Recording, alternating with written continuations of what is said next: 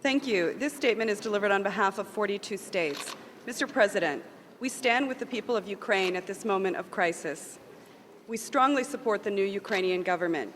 That government was overwhelmingly approved by the democratically elected parliament, representing all regions of the country and supported by all major political parties in Ukraine.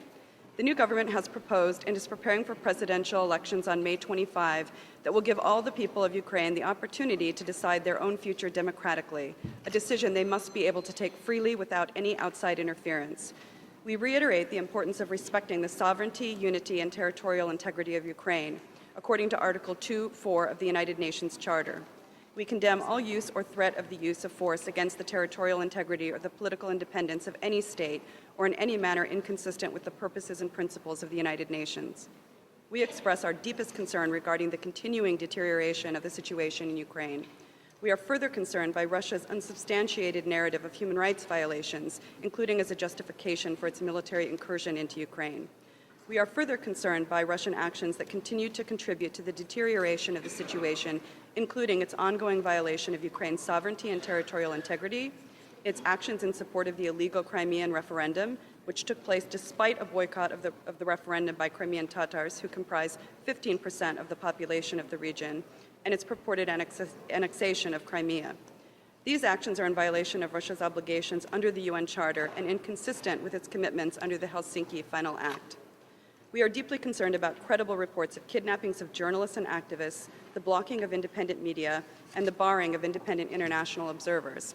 Furthermore, the situation of minorities in Crimea, in particular the Crimean Tatars, is extremely vulnerable since the Russian military incursion.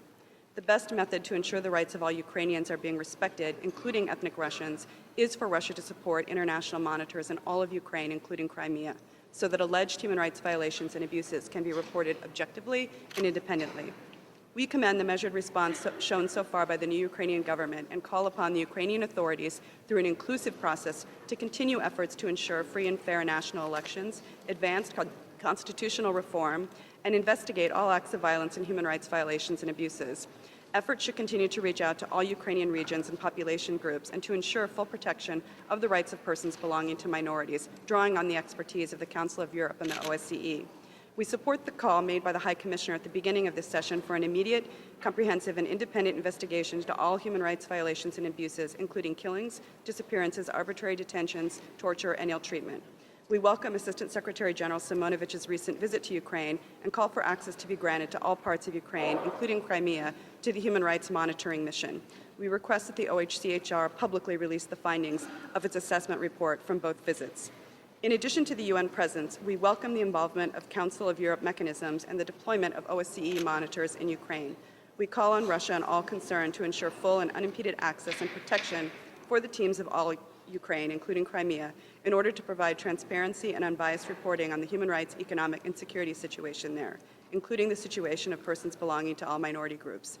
We support the actions undertaken by UN Secretary General Ban Ki-moon, who personally traveled to Ukraine and Russia in order to find a diplomatic solution to this crisis.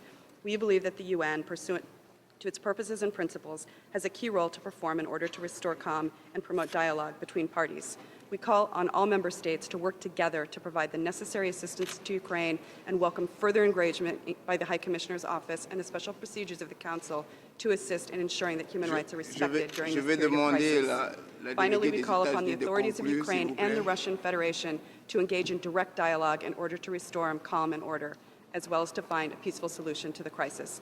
Thank you.